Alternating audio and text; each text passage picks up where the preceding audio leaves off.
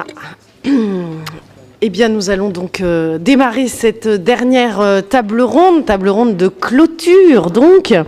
Donc, bonjour à tous. Nous l'avons vu durant toute cette journée, les études sur le niveau de la mer sont de plus en plus pointues, avec de nouveaux indicateurs, des listes de données historiques, on va en parler, de plus en plus longues, des nouveaux modèles. Alors, c'est une bonne nouvelle, évidemment, dans le contexte des changements climatiques, puisque les enjeux politiques, économiques et sociaux sont colossaux. Un seul chiffre que vous connaissez tous bien, mais qu'il est quand même, je pense, ici important de rappeler, 60% de la population mondiale vit à moins de 60 km du littoral. Alors, quelle vision globale a-t-on, finalement, de l'état de ces connaissances? Comment peut-on les améliorer?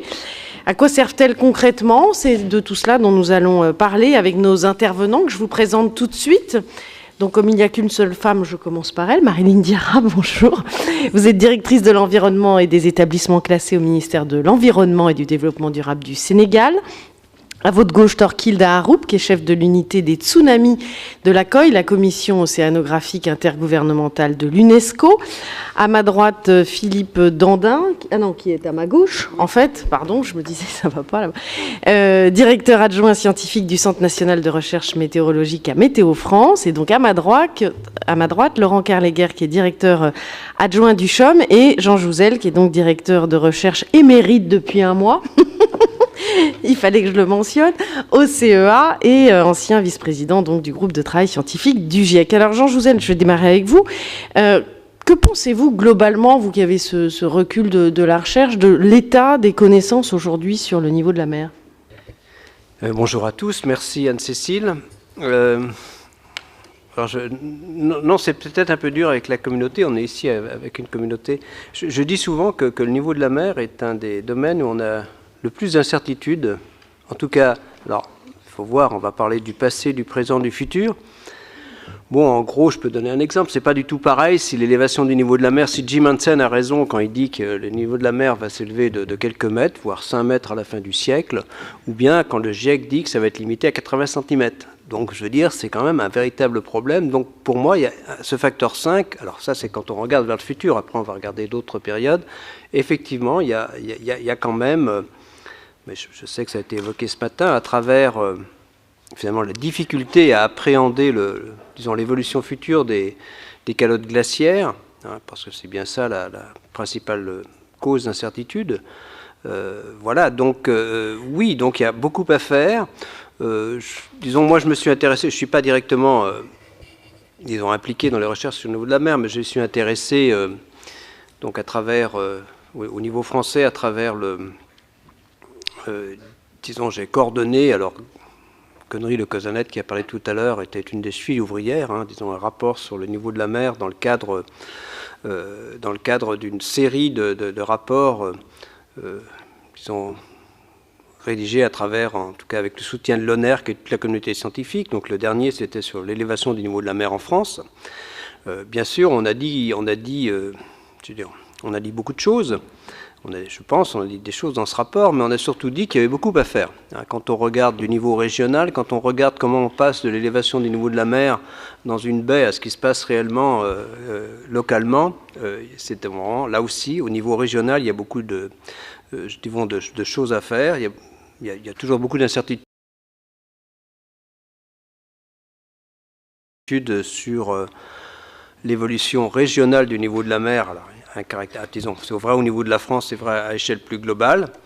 Voilà, et bon, je me suis aussi intéressé à ces problèmes d'élévation du niveau de la mer. J'ai été, c'est de là que naît un petit peu cette vision d'un domaine où il y a encore beaucoup d'incertitudes. J'étais, disons, comment dire, j'étais dans le groupe du GIEC, dans le chapitre du GIEC dédié au niveau de la mer, c'est, disons, dans le dernier rapport du GIEC, comme éditeur, hein, pas comme auteur, mais on voit bien, quand on voit cette communauté, j'ai participé à tous ces débats, donc on voit bien que c'est vrai qu'il y a beaucoup de distance entre les visions des gens, en tout cas pour le futur. Donc, pour répondre à la question, est-ce qu'il y a encore des incertitudes, je dirais que oui, et c'est même un des domaines où il y a quand même encore beaucoup d'incertitudes. Alors nous reviendrons sur ces incertitudes, mais on va se tourner un petit peu vers le passé et l'importance de le connaître. On en a beaucoup entendu parler dans les différentes interventions. Aujourd'hui, Laurent Kirleguer, c'est vrai qu'on l'a vu lors de plusieurs présentations, c'est essentiel aujourd'hui d'exploiter les archives. Hein. Oui, effectivement, enfin, on a vu au cours des 3 jours là maintenant l'importance de l'observation pour ces problématiques de niveau de la mer. Donc l'observation, on a dans les années récentes l'observation satellite, mais on a vu aussi l'importance, et notamment par rapport au recul qu'elles permettent, des observations de marée. Donc on a eu notamment cet après-midi ou ce matin, je ne sais plus, un exposé sur les séries historiques, dont on voit que pour certaines d'entre elles, elles permettent d'avoir des reculs jusqu'à, on a parlé de 125 ans, sur Saint-Nazaire. C'était Saint-Nazaire 1821, je crois. Voilà, on a même du 1700 sur Brest. Donc on a quelques positions comme ça où, grâce aux archives, notamment celles du CHOM, mais pas que, puisqu'on a vu qu'il faut aussi être capable d'aller chercher les archives un peu partout, on peut avoir des reculs qui sont quand même assez intéressants, notamment au regard des phénomènes que l'on cherche à évaluer au travers du réchauffement climatique. Donc là, face à nous, on a vraiment un enjeu de reconstituer ces séries historiques dont on a vu que c'était un travail difficile. Il y a beaucoup de sources d'erreurs, il faut être un peu rat de bibliothèque, il faut aussi être scientifique. Donc il faut vraiment mettre beaucoup d'éléments en place pour reconstruire ces séries historiques. Je tiens à dire aussi que ces séries historiques, donc on peut les construire sur quelques endroits en France, mais il se trouve aussi qu'au CHOM, on dispose d'un certain nombre d'archives donc lié à la présence française en Afrique occidentale, où là aussi on a des opportunités en coopération avec les pays concernés pour reconstruire ces séries. Je voudrais quand même juste ajouter un mot, c'est que aujourd'hui on a donc face à nous cet enjeu de data rescue qu'on a à peine amorcé en fait au CHOM. On a été couronné de succès dans une offre qu'on a fait dans le cadre des programmes d'investissement d'avenir pour présenter un programme qui s'appelle Archipel, qui vise justement à faire du data rescue sur les archives, donc c'est-à-dire à les numériser pour les préserver pour l'avenir. Et on souhaiterait, donc on recherche actuellement les moyens, et on va frapper à quelques portes pour essayer de promouvoir cette idée de manière un peu massive et de réaliser donc un travail de numérisation à grande échelle des archives dont on dispose. L'information est passée en tout cas. Marine Indiara, j'imagine que ça vous intéresse d'entendre que le CHOM possède des archives peut-être du Sénégal. J'imagine que vous en avez pour le Sénégal. Il y en a aussi. Ouais. La réponse, elle est immédiate. Oui, bien entendu, ça nous intéresse au niveau du Sénégal parce que d'après ce qu'on a pu voir tout à l'heure, on en a discuté tout à l'heure, il y a effectivement des données sur des années et des années, alors qu'on ne pouvait pas jusqu'à présent disposer de ces données. C'est vrai aussi qu'il y a des structures qui travaillent, il y a des chercheurs qui travaillent au Sénégal depuis après l'indépendance, il y a des universités qui sont là, qui ont pu accumuler quelques données, qui ont pu accumuler sur quelques décennies des informations, mais qui ne sont pas suffisantes, puisqu'il faut avoir beaucoup plus de recul pour pouvoir anticiper sur ce qui se passe et gérer la côte à l'heure actuelle, et gérer cette évolution du niveau de la mer aussi, et voir toutes les répercussions qu'il y a. Il faut, bien entendu, on le sait tous, beaucoup plus de données en arrière, beaucoup plus de recul. Et donc c'est encore une fois, sans hésiter, qu'on marque notre intérêt pour toutes ces données qui ont été accumulées au CHOM et dans d'autres secteurs aussi, le BRGM par exemple, mais vous travaillez ensemble. Et donc il y a effectivement un gros potentiel, beaucoup de données de base et de données majeures, je dirais, pour le pays, pour pouvoir ensuite faire ce vers quoi on est en train d'essayer d'aller, c'est-à-dire monter un observatoire du littoral. Et pour monter un observatoire du littoral, ça n'est pas simple. En France, il y a différents observatoires du littoral qui existent. On aimerait aussi au Sénégal pouvoir aller vers ça et pour pouvoir monter ce type d'entité. Mais pour ça, on a besoin de ces données de base. On a besoin de beaucoup d'autres choses, mais on a au moins besoin déjà, c'est un point de départ, de toutes ces données. Thorkild Harup, le rôle de la Commission océanographique internationale, c'est de mettre en réseau les chercheurs et leurs recherches, entre autres. Alors, justement, est-ce que, là, on voit à travers l'échange entre le CHOM et le Sénégal qu'il y a un intérêt, est-ce que l'information circule bien? Est-ce que ces données, qui, on l'a vu, ne sont pas toujours numérisées, arrivent quand même à être bien échangées au niveau mondial, j'imagine plus dans certaines régions du monde que dans d'autres? Oui, merci. Seulement une petite correction. C'est intergouvernemental, mais pas international. Mais, pardon. mais c'est pas grave. Oui, le changement du données marche bien dans certaines régions et pas suffisant bien dans d'autres régions. Mais il faut voir dans une perspective de temps. Le système du GLOS, qui est seulement, il a 25 ans ou quelque chose comme ça, a fait beaucoup pour sensibiliser les sociétés et des pays que l'importance de mesurer le niveau de la mer et échanger les données. Et j'espère qu'on a aussi aidé de banaliser cet échange. Je ne dis pas banalisé dans une sens négative, mais c'est seulement que dire qu'il y a des pays qui a restreint cet échange à cause de sécurité nationale ou parce qu'ils souhaitent vendre les données. Et je pense qu'on a amélioré beaucoup pendant les dernières 25 ans. Il y a encore beaucoup de choses à faire sur ce système. C'est un système de best effort, comme Guy Woppelmann a dit. Ça veut dire on ne peut pas dicter à les pays ce qu'on peut faire. Il y a aussi une grande différence dans les capacités de mesurer le niveau de la mer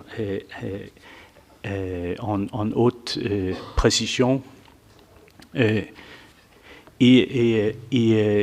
en ce qui concerne les anciennes données, on a aussi essayé de faire des campagnes pour sensibiliser l'importance de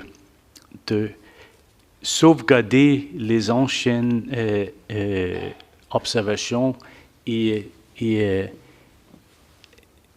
au minimum informer sur quelles est les observations on a dans les archives, même si c'est en papier ou en format de table.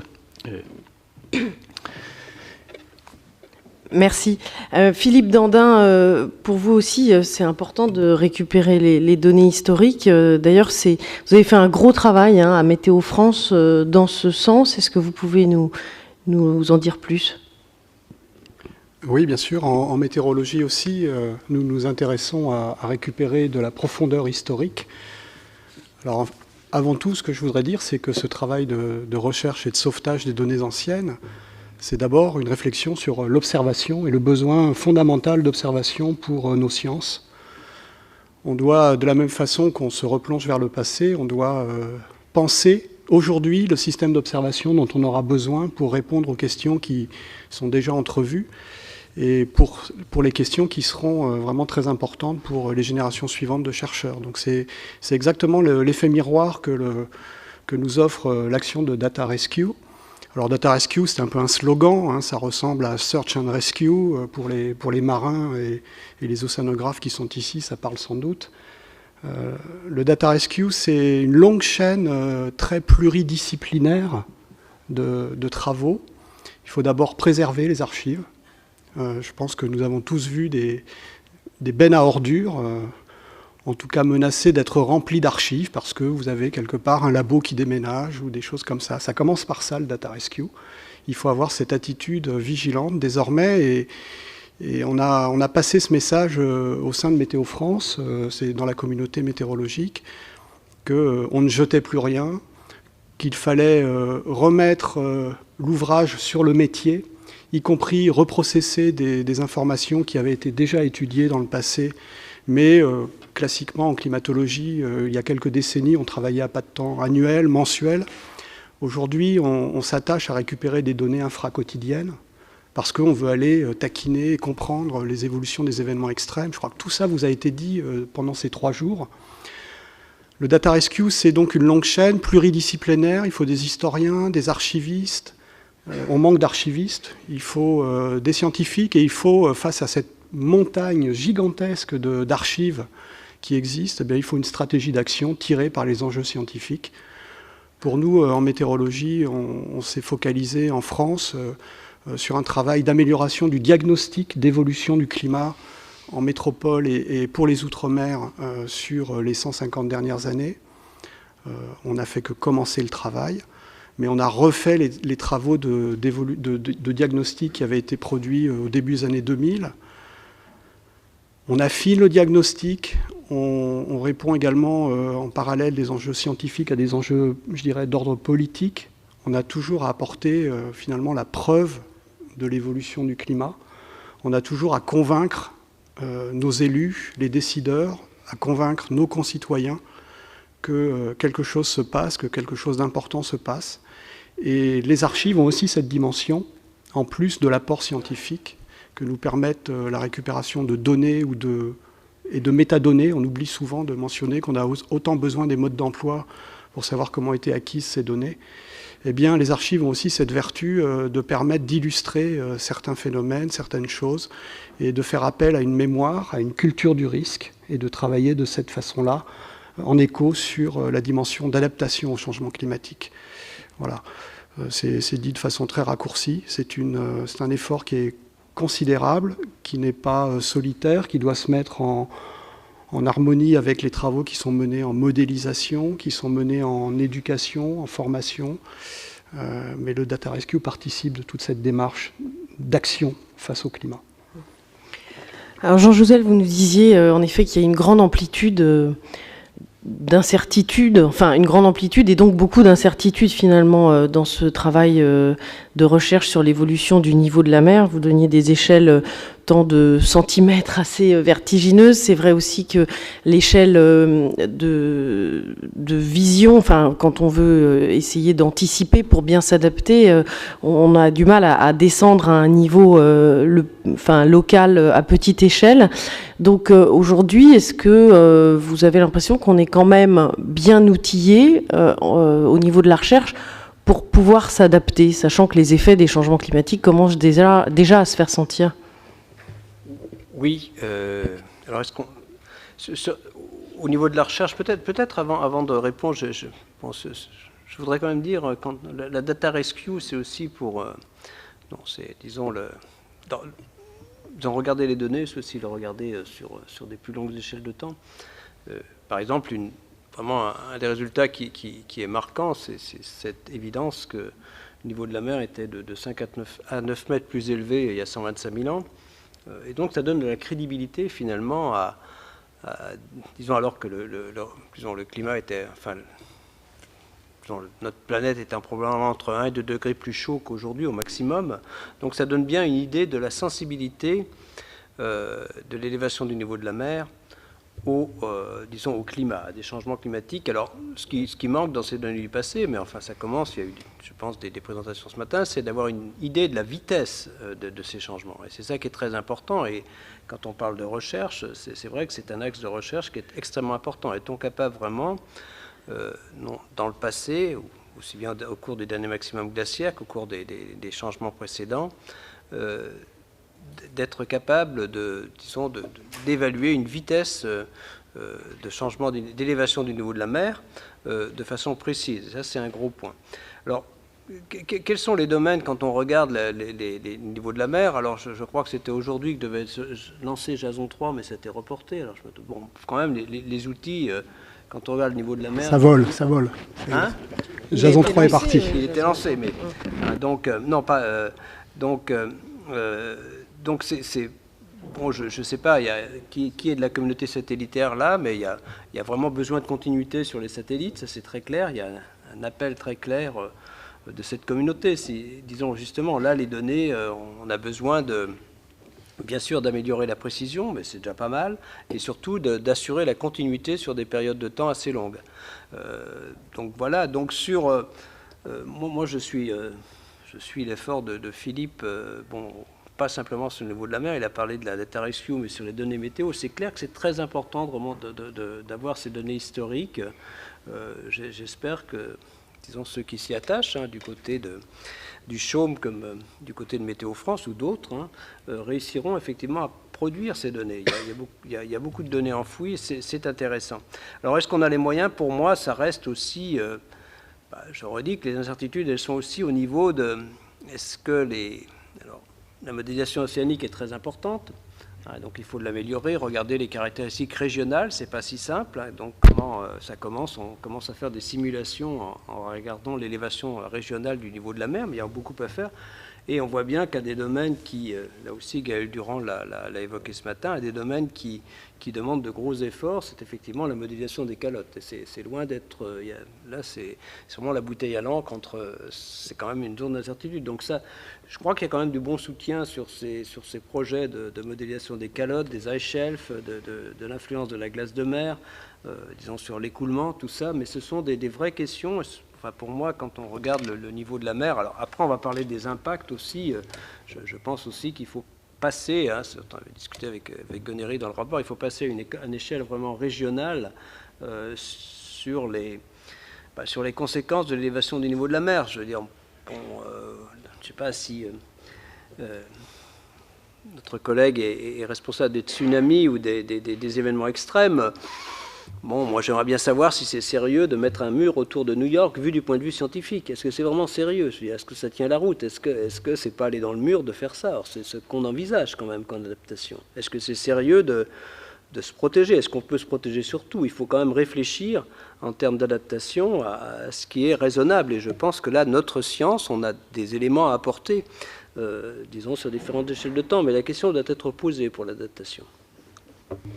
Tarkil Laroup, justement, comment est-ce que vous réagissez à ce qu'a dit Jean Jouzel? Est-ce qu'on est équipé pour bien s'adapter? Et est-ce que parfois il n'y a justement pas Pardon? Oui, pour prendre les bonnes décisions. Pour prendre les bonnes décisions, oui. Parce que c'est vrai que par exemple à New York, qui a été présenté aussi dans les différentes présentations, moi je me souviens avoir fait un reportage après Sandy sur ce que New York envisage pour se protéger.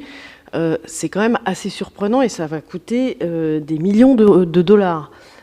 Et pourtant, des milliards, oui, même des milliards. Et quand on voit ce à quoi ça va être utilisé, on se dit, mais là, on marche un peu sur la tête. Alors, par rapport au tsunami, par exemple, les liens sont un peu différents. Mais... Alors, est-ce qu'on est bien placé pour déterminer quel est le plus optimal d'adaptation? Je pense pas. Mais en effet, on doit voir quelles sont les autres priorités pour les sociétés.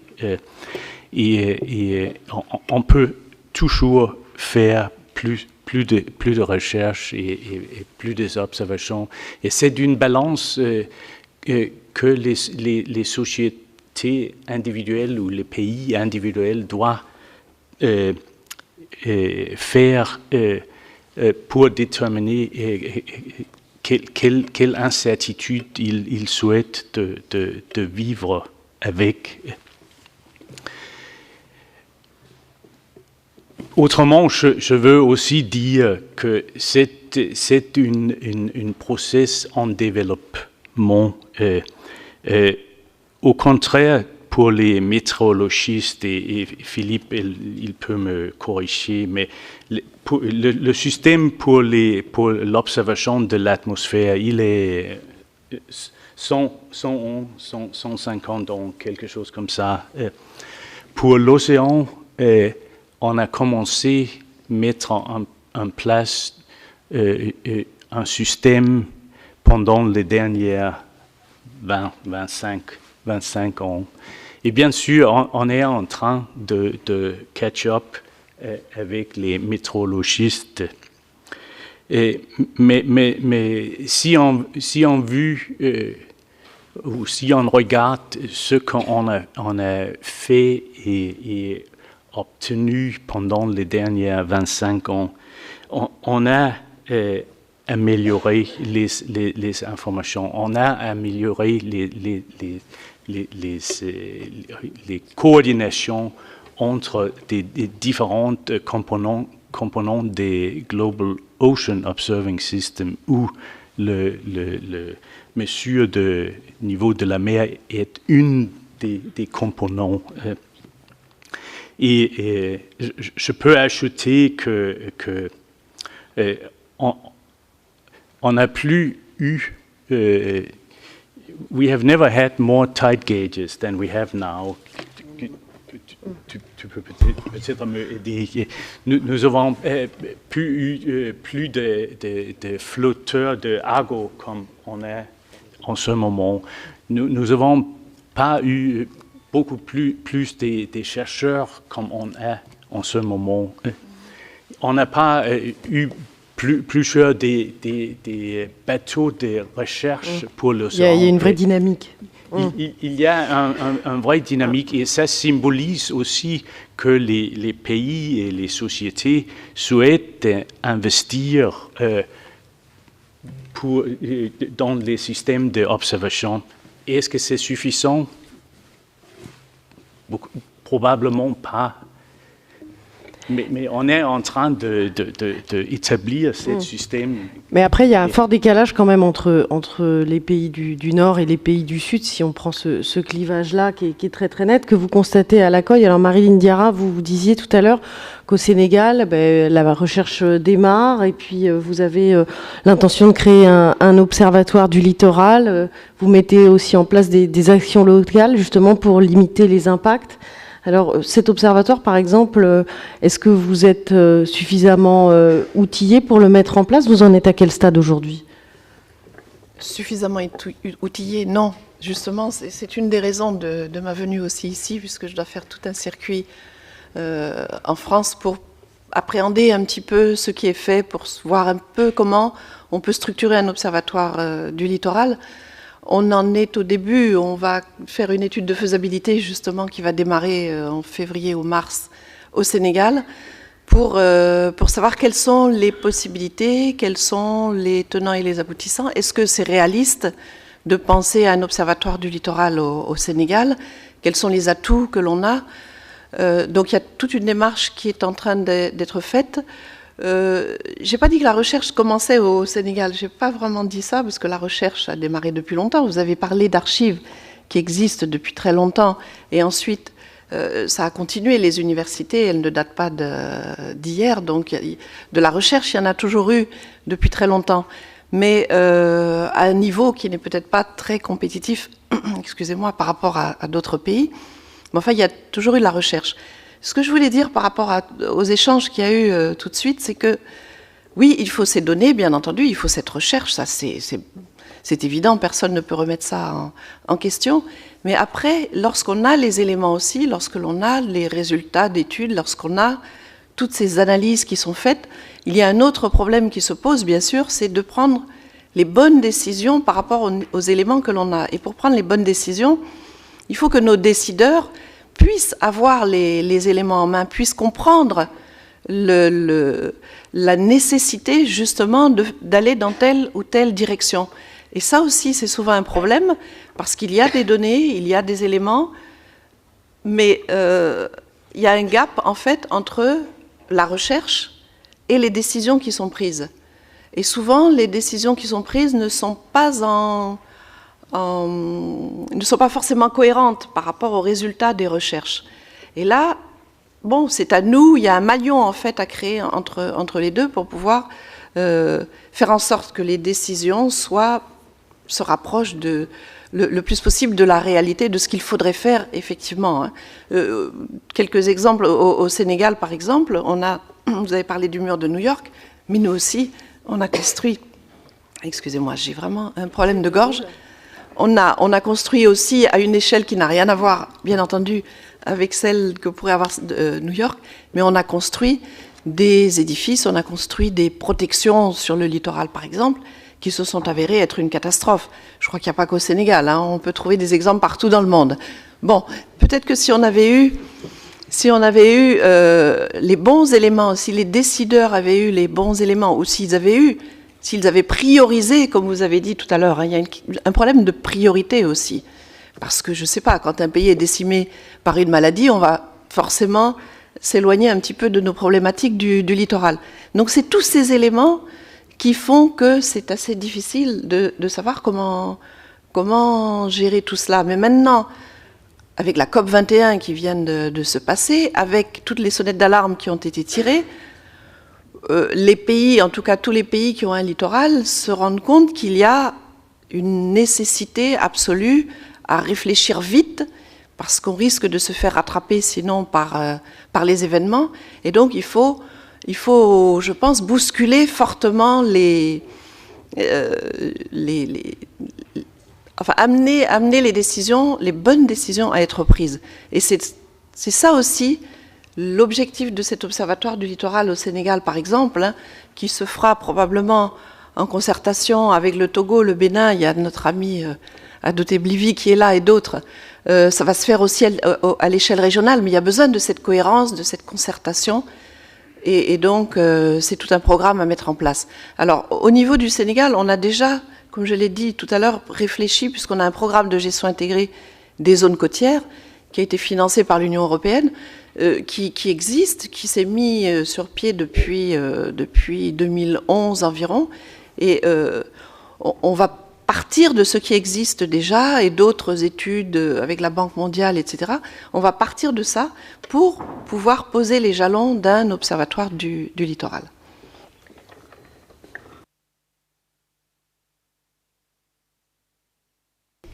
Voilà, ça y est, c'est un peu capricieux.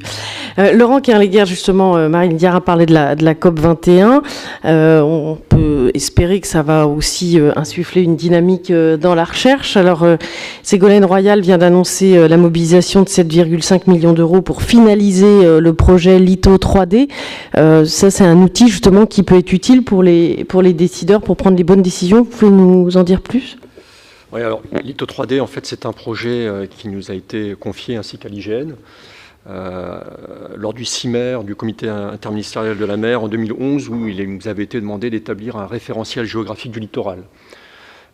Donc ça se fait au moyen d'une technologie de laser bathymétrique aéroporté, ce qui permet pour des coûts très compétitifs d'acquérir de la donnée dans la zone littorale, qui est très difficile d'accès avec des moyens in situ, hein, par bateau.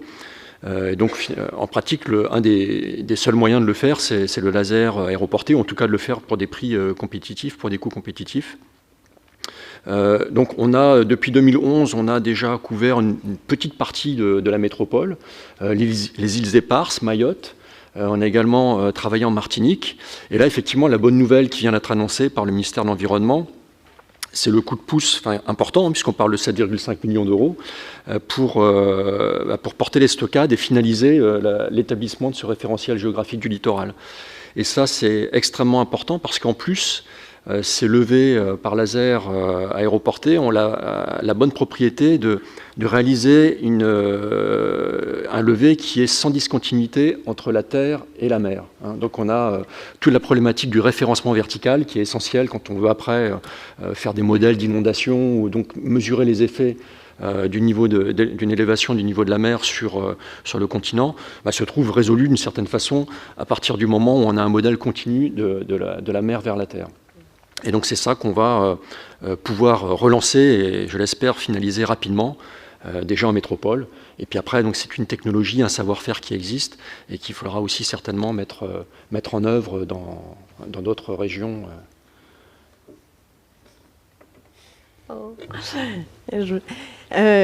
Justement, Jean Jouzel, là on voit un peu deux niveaux, je dirais. Là il y a Ségolène Royal qui dit 7,5 millions d'euros pour l'ITO 3D, Marie Diarra qui dit nous on va essayer, est-ce que c'est raisonnable de créer un observatoire au Sénégal?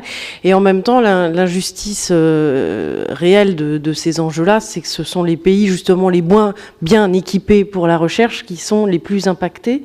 Donc j'imagine que la solidarité doit jouer aussi de façon très importante dans la recherche. Oui, elle doit jouer. Oui. Bien entendu, il y a...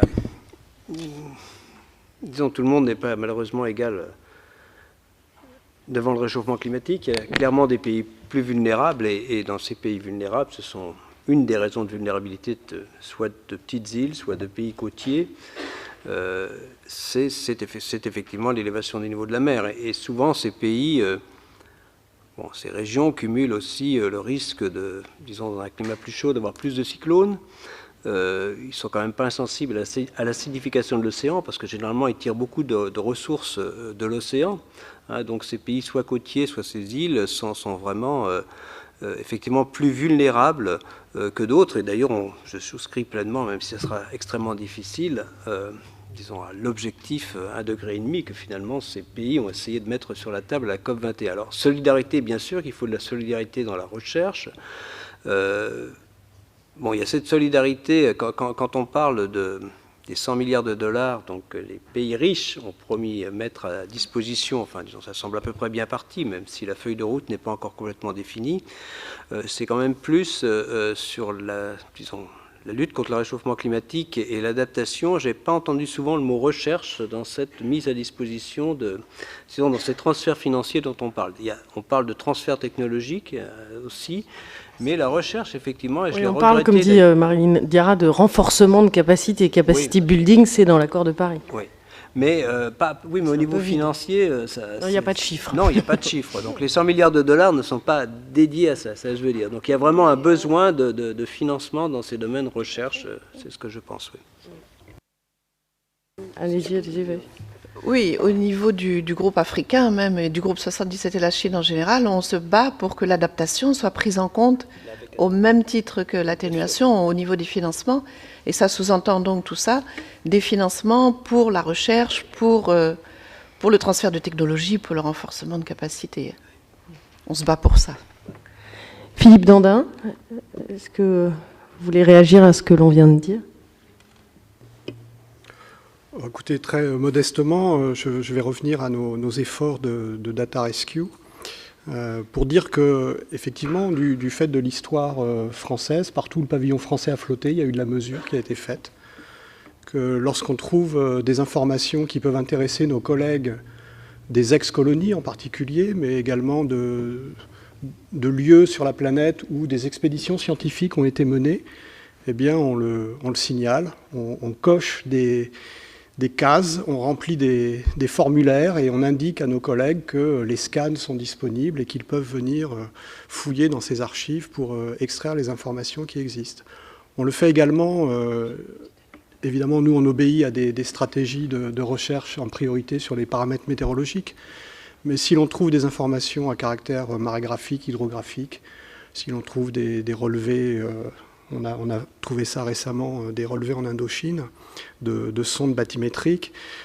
Si l'on trouve des données que cherchent avec avidité nos collègues étudiant les écosystèmes aujourd'hui, pour lesquels d'ailleurs aujourd'hui, alors qu'il y a 100 ans, c'était le service de l'État qui faisait ces observations d'apparition d'oiseaux migrateurs et de phénomènes de phénologie, c'est-à-dire de stade de croissance des plantes, aujourd'hui on fait appel à des sciences participatives. On fait appel aux citoyens pour récupérer ces informations. Donc ce qu'on fait, nous, dans notre travail d'exploration, c'est vraiment un travail d'exploration de bénédictin dans la masse d'informations. Eh bien, on coche des cases et on signale ça à nos collègues. On a des collègues d'Extrême-Orient qui ont récupéré ainsi des données qu'on avait identifiées et que, pour le coup, on avait saisies sur l'Indochine.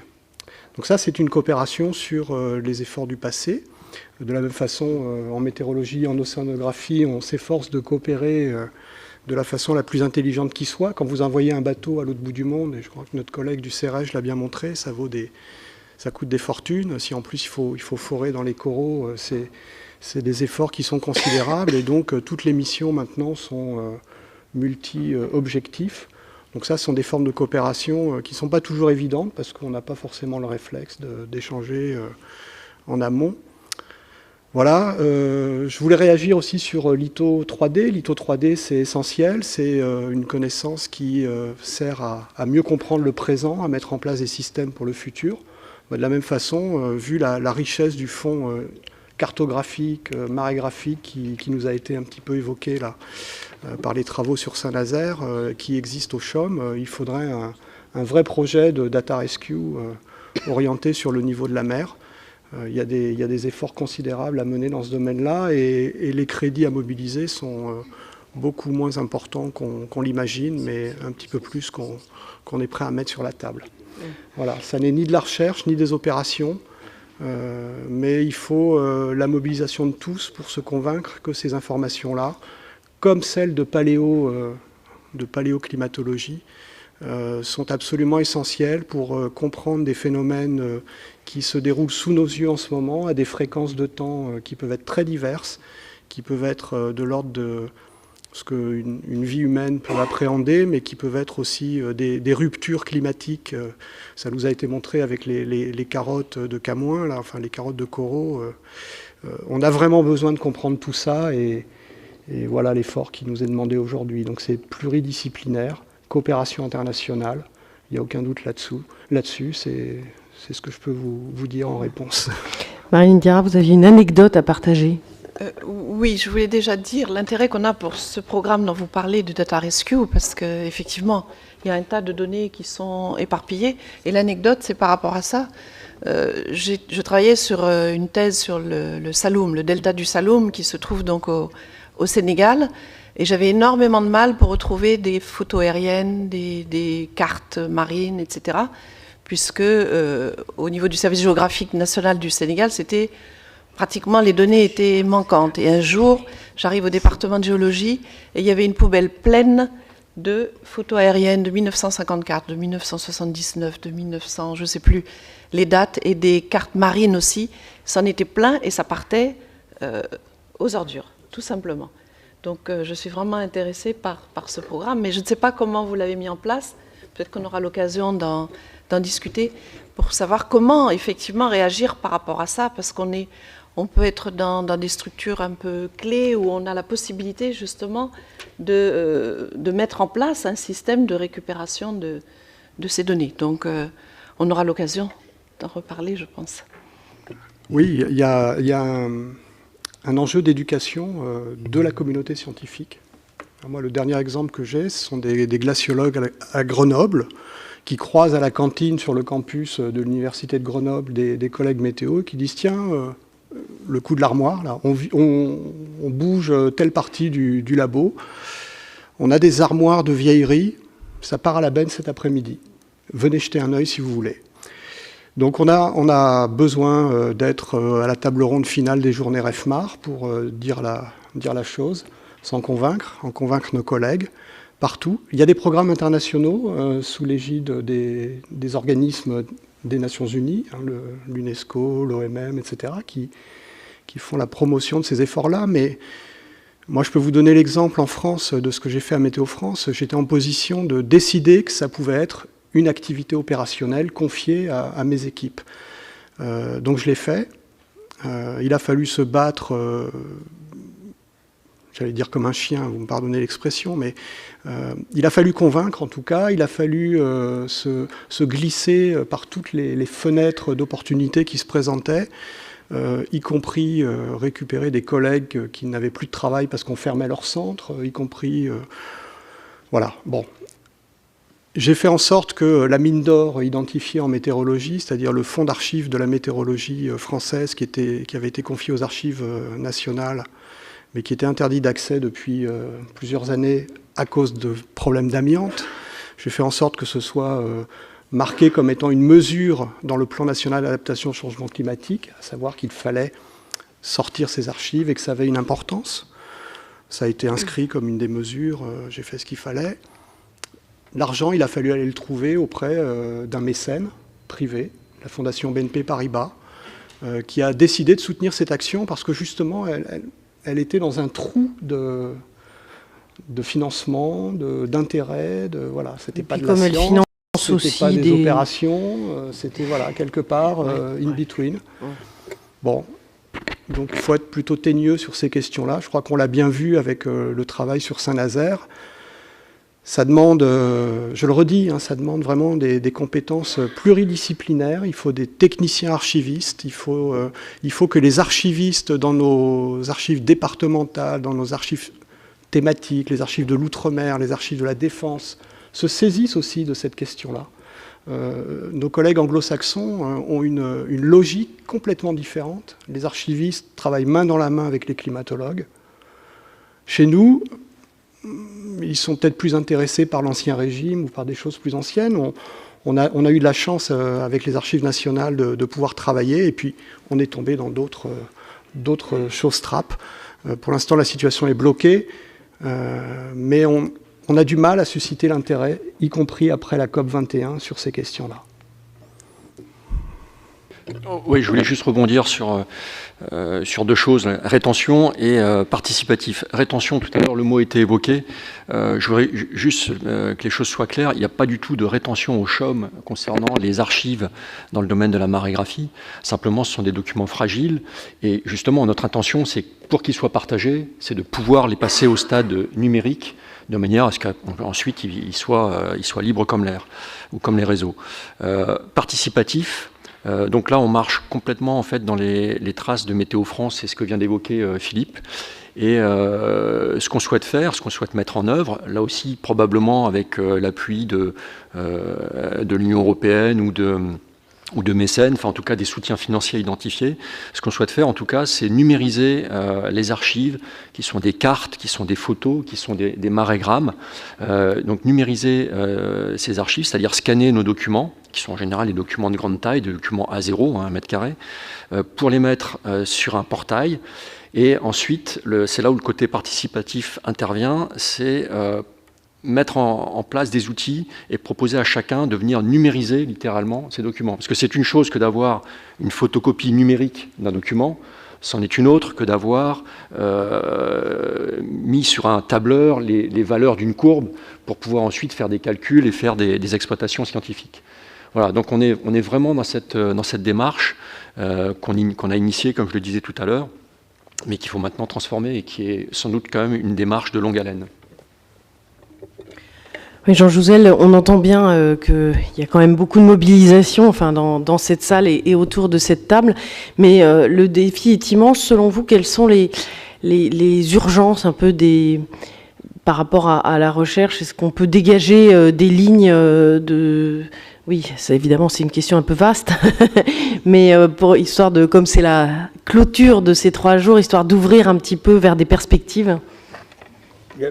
Plutôt que d'ouvrir des lignes, parce que justement, je suis au Conseil économique et social et environnemental et nous proposons de faire un avis sur la recherche après la COP 21. Et ce qui ressort, moi, ce qui me semble pour tout ce qui touche au niveau de la mer, c'est justement que les gens se retrouvent, parce qu'il y a beaucoup de disciplines qui concourent, les satellitaires, les paléos, les océanographes, mais aussi pour tout ce qui concerne les problèmes d'adaptation, les sciences sociales, il va y avoir beaucoup de décisions. Donc voilà, donc c'est peut-être plutôt justement plutôt que donner les priorités, parce que le modélisateur de calotte glaciaire, sa priorité, c'est essayer de comprendre. Il va pas faire de l'océanographie forcément. Je veux dire. Donc plutôt que de dire, c'est plutôt d'essayer de dire que tous ces, effectivement, c'est l'occasion aujourd'hui que toutes ces disciplines se retrouvent autour de projets communs, mais ça souvent des sciences sociales. Si on parle d'adaptation également.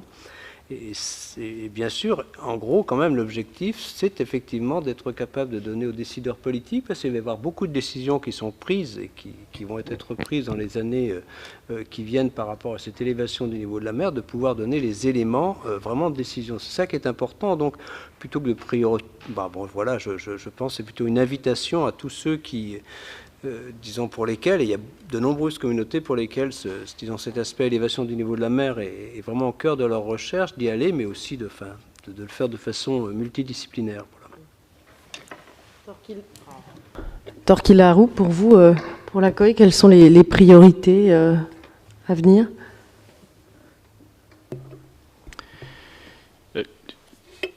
Je veux seulement dire une chose. Premièrement, c'est adresser cette question sur le différence en capacité. Pour la COI, une des premiers buts de la COI, c'est aussi assister avec cette amélioration et égaliser la capacité. Et c'est une des causes que la COI était établie il y a presque 55 ans. Et c'est seulement pour souligner que la COI a essayé de faire beaucoup de trainings et des cours, et on assiste dans le programme du GLOS, par exemple, sur le niveau de la mer, avec des cours, des conseils techniques, mais c'est limité à cause des fonds. Le fonds doit être identifié, et c'est des fonds extra-budgétaires et des fonds de projets. Mais quand vous êtes une commission intergouvernementale, ça veut dire qu'il faut que les États s'investissent sur ce sujet. Exactement, et ça veut dire, ça, dans une certaine façon, ça aussi réfléchit les priorités de l'État. Bon, pour retourner à votre question, quels sont les plans pour le futur? Bien, on a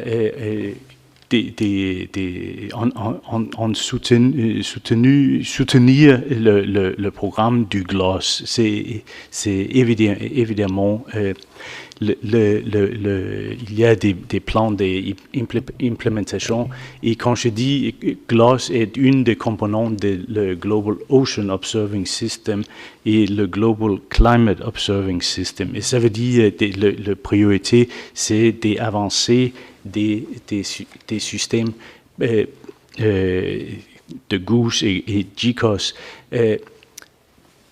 avec des coordinations et des sensibilisations et des stratégies. C'est dans les grandes escales. Et ce travail est done en collaboration avec le OMM et les autres organisations internationales. Pour le GLOS, et le dernier plan d'implémentation a focusé à deux buts. Premièrement, c'est d'établir plusieurs des GPS et GENS stations qui mesurent en continuellement. Je ne sais pas si tout le monde comprend ces acronymes. Oui. C'est pour mesurer la Terre, le mouvement vertical de la Terre juste à côté des marégraphes. Et deuxièmement, un des autres buts pour le GLOS, c'est de améliorer les échanges de données et fournir des transmetteurs de satellites à tous les marégraphes dans le GLOS Core Network. C'est environ 300 stations de marégraphes pour améliorer le réseau, ce qu'il peut échanger les données en temps réel, et pour aussi assister avec des autres buts qu'on utilise les marégraphes, par exemple pour les prévisions des hasards, pour les prévisions des extreme sea level events et pour les tsunamis. Et ça donne ça agrandit les groupes des utilisateurs, et à cause de ça, on espère que les groupes peuvent faire pression sur la maintenance de cette réseau d'observation. Merci beaucoup. Philippe Dandin, j'imagine que vous allez continuer à sensibiliser sur la nécessité de conserver les archives, puisqu'on a bien compris, c'est votre combat. Oh. Ah aussi, on a compris que c'était un vrai combat. Enfin, moi, en tout cas, vous saurez que je mène plein de combats. Mais oui, c'en est un qui est important, et pour toutes les raisons qui ont été exposées durant ces journées. Je crois qu'on a un enjeu qui est encore considérable, de comprendre comment fonctionne le climat, comment fonctionne la planète.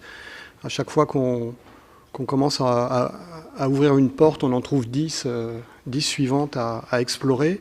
On peut avoir une idée des mécanismes et ne pas prendre la mesure de leur importance à l'échelle de la Terre. On peut complètement ignorer certains mécanismes et pourquoi certaines observations faites dans le passé sont là, sous nos yeux. Donc il y a vraiment un enjeu de compréhension de la variabilité du climat, de l'impact de l'homme. Ça suppose de ne rien lâcher. Ensuite, je crois qu'effectivement, il faut continuer à parler d'archives, de ce regard vers le passé qui nous permet de comprendre le présent et d'éclairer l'avenir. On a vraiment besoin de ce travail-là. C'est un travail scientifique, je dirais aussi, c'est un travail d'ordre politique, au sens du dialogue qu'on peut avoir avec nos concitoyens. La mer, je suis assez d'accord avec Jean, la mer est un excellent lieu de regroupement, de fédération des énergies et de sensibilisation du public, parce que c'est un lieu où se placent des événements que chacun peut percevoir, et il y a eu des événements catastrophiques. Alors, ne me faites pas dire ce que je ne veux pas dire, on n'instrumentalise pas les événements extrêmes, etc. Mais néanmoins, si les gens se soucient du changement climatique via la montée séculaire du niveau de la mer, c'est aussi parce qu'ils ont vu des surcotes, donc sur des constantes de temps et avec des raisons qui sont totalement, qui sont en grande partie différentes de celles dont on parle quand on parle de changement climatique avec source anthropique. Mais ils ont vu ces phénomènes de surcote qui durent quelques minutes, qui arrivent au mauvais moment, au mauvais endroit, avec une conjonction de probabilité très faible, et qui leur laissent l'impression, ou qui leur permet de se transposer dans un futur climatique qui est pour eux très hypothétique, très insensible, quelque chose de difficile à percevoir. Donc je pense que là, ça fait appel à des sciences qui ne sont pas celles de nous autres, majoritairement physiciens.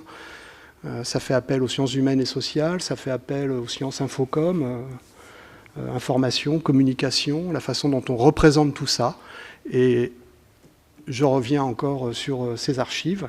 Elles ont une véritable beauté et une véritable force pour permettre d'illustrer ce que pourrait être le futur. Enfin, sinon, peut-être pas illustrer ce que serait le futur, mais permettre aux gens de faire un travail personnel, intellectuel, avec leur propre mémoire, leur propre culture, leur propre histoire, l'histoire de leur communauté, l'histoire de leur territoire, l'histoire de leur filière économique, etc. Ça leur permet de faire ce travail de réflexion qui est absolument nécessaire pour se convaincre que le climat, objet insensible s'il en est un sujet vital pour nous tous. Marilyn Diarra, là, vous allez, dans l'immédiat, vous êtes arrivée ce matin, vous allez entamer un tour de France pour justement essayer de monter cet observatoire, c'est ça ? Après Paris, ce sera un tour du littoral français, plutôt un petit bout du littoral français, effectivement par rapport à cet observatoire qui est une des priorités de la direction de l'environnement et du ministère de l'Environnement. Je voulais dire aussi par rapport aux préoccupations et par rapport à comment on doit réagir au niveau du Sénégal. Le Sénégal, ça n'est pas un pays insulaire, mais c'est un pays qui contient beaucoup d'îles. Les îles les plus connues, ce sont les îles de Saint-Louis et l'île de Gorée, mais il y a beaucoup d'îles au niveau du delta du Saloum, en Casamance aussi, je pense qu'un certain nombre d'entre vous connaissent, et donc ça accentue la vulnérabilité, bien entendu, du littoral sénégalais, le fait d'avoir toutes ces îles. Et donc, le Sénégal est vraiment un pays très vulnérable. C'est un pays qui fait partie des pays les moins avancés. On a donc, une économie qui est ce qu'elle est. Et donc, on est frappé vraiment de plein fouet par cette problématique d'érosion côtière, de phénomènes, d'événements récurrents de montée des eaux. Il faut qu'on réagisse par rapport à ça, d'autant plus que 60% pratiquement de la population du Sénégal se trouve sur les côtes. Une grande partie de l'économie du Sénégal se fait au niveau de ce littoral, d'où la nécessité vraiment de réagir par rapport à tout ça et de savoir comment on doit se projeter dans l'avenir. Qu'est-ce qu'on doit faire? Quelles décisions, encore une fois, doivent être prises? Et vous l'avez dit tout à l'heure, M. Jouzel, la recherche doit être multidisciplinaire, bien entendu. Il ne s'agit pas de parler du trait de côte jusqu'à fatiguer, comme on dit au Sénégal, sans avoir pris en compte toute la problématique socio-économique qui va aussi avec ce trait de côte. Donc il y a tout ça à mettre ensemble, il y a tous ces éléments à mettre ensemble pour qu'ensuite on puisse savoir ce qu'il y a lieu de faire. On a fait par exemple au Sénégal de façon très ponctuelle, on a construit une digue au niveau d'un cimetière à Rufisque. Je cite les noms pour ceux qui connaissent. Hein. Et donc, il y a Issa Sarro, qui est là parmi nous, qui connaît bien tout ça, et beaucoup d'autres sûrement. Bref, on a construit une digue en dur, hein, enrochement, en basalte, tout ce qu'il y a de plus solution hard, comme on dit. 730 mètres de côte, 3 milliards 500 millions de francs CFA. Alors, je ne sais plus en euros ou en dollars combien ça fait. Enfin, ça fait pas mal d'argent. Ouais. On vient de réhabiliter, de reconstruire une plage au niveau de Saint-Louis, face à Saint-Louis, au niveau d'un village qui était en train de partir à la mer. On a reconstruit une plage sur 700 mètres de long qui a coûté 10 fois moins cher que la digue en dur. Donc, entre les méthodes soft et les méthodes dures, il y a toute une discussion aussi à avoir. On ne peut pas faire la même chose partout, évidemment, il y a des spécificités. Mais pour qu'on puisse savoir quelles sont les bonnes solutions, à quel endroit et comment réagir par rapport à tout ça, il faut la recherche, il faut mettre ensemble tous les acteurs, mais il faut aussi que toutes ces informations arrivent au niveau de ceux qui vont décider ensuite de ce qui va se passer. Et donc, c'est toute cette synergie et toute cette dynamique aussi qu'on doit mettre en place, bien entendu au niveau du Sénégal, mais aussi avec les autres pays. Vous avez parlé tout à l'heure d'adaptation, on a parlé d'adaptation. Oui, on a besoin de financement pour l'adaptation, mais ça ne suffit pas. C'est pas ça non plus qui va régler le problème. Il y a besoin de concertation entre les différents acteurs et encore une fois, les pays comme le Sénégal, comme d'autres pays, comme des pays insulaires carrément, complètement, pratiquement voués à disparaître d'ici peu, il y a urgence et il faut qu'on sache vers quoi on va aller. Et c'est pour ça qu'il faut aussi qu'on noue des partenariats beaucoup plus forts. Il faut qu'il y ait ces échanges beaucoup plus forts encore entre les pays du Nord et les pays du Sud, mais aussi entre les pays du Sud eux-mêmes. Et bon, c'est toute la communauté maintenant qui est interpellée par rapport à ça. Si on veut que les pays qui subissent actuellement de plein fouet toutes ces répercussions et toutes les conséquences des changements climatiques puissent avoir un avenir un petit peu plus serein, si je peux dire. Merci Laurent Kerr. J'imagine que, avec ce que vous nous avez dit, l'un des objectifs du CHOM, c'est de partager au maximum ces données dans les... Oui, alors c'est partager les données, partager les pratiques. On a une responsabilité nationale d'observation du niveau des mers, mais on n'est pas le seul acteur. Donc on organise REFMA, hein, c'est le portail qui permet de réunir déjà un certain nombre des acteurs de la mesure du niveau des mers. Donc on va continuer dans cette veine et oui, encore une fois, partager les pratiques et diffuser les données en temps réel, et notamment à l'appui des politiques de risque, que ce soit le changement climatique, les tsunamis, les submersions. Jean Jouzel, pour terminer sur une note positive, avant de donner la parole à la salle, vous nous aviez dit au début de cette table ronde qu'il y avait beaucoup d'incertitudes, beaucoup d'inquiétudes. Bon, alors maintenant, vous êtes professeur émérite, vous avez passé toute votre carrière à travailler sur ces enjeux, enfin pas particulièrement le niveau de la mer, mais disons plus globalement le climat. Est-ce que vous avez quand même, avec votre recul scientifique, l'impression que la recherche concernant le climat, plus généralement, peut-être pas uniquement l'évolution du niveau de la mer, prend vraiment de l'ampleur, et est-ce que cette dynamique lancée par la COP21 va pouvoir un peu accélérer les choses ? Oui, alors, disons que j'ai quand même le sentiment que dans ce domaine du climat en général, mais du niveau de la mer, la communauté scientifique a joué son rôle. C'est-à-dire quand on regarde, la Convention climat, dès au départ, en fait, les décideurs politiques, à travers la Convention, ont compris qu'il fallait faire quelque chose. Et quand on regarde l'objectif 2 degrés, ça s'appuie complètement sur le diagnostic des scientifiques, hein, quand on regarde le 5e rapport du GIEC. Donc, je pense que le rôle d'alerte, alors très, très globalement, ça va aussi des économistes sur l'ensemble de la communauté scientifique, je pense qu'elle a bien joué son rôle. Donc, moi, j'ai le sentiment effectivement, c'est peut-être un peu d'un certain devoir accompli, alors au sens de notre communauté. Hein, quand on regarde, ce qui va moins bien, c'est effectivement que, disons, du diagnostic à l'action. Moi, j'adhère complètement à l'objectif 2 degrés, même je comprends que des pays se battent, souhaitent limiter le réchauffement climatique à 1 degré. Et ça, je dis, ça s'appuie vraiment sur les conclusions de notre rapport scientifique dans tous les domaines. Après, c'est la difficulté de l'action. Alors, moi, modestement, mais j'ai essayé d'interagir. Enfin, je suis de ceux, je ne suis pas tout seul, donc j'ai essayé d'interagir avec les politiques, vraiment d'aller au-delà simplement de... Oui, je pense qu'on doit exprimer nos résultats, je crois qu'en France, on a des canaux, on arrive quand même à se faire entendre des décideurs politiques, au sens, il y en a ici, hein, donc je crois qu'on a, dans ce sens-là, il n'y a quand même pas trop de barrières. Il y a encore des hésitations d'aéroports, des choses comme ça. Oui, d'accord. Hein, mais enfin, je veux dire, je peux citer ici l'ONER, qui est quand même, qui a été mis en place aussi il y a une quinzaine d'années à l'initiative du sénateur Vergès.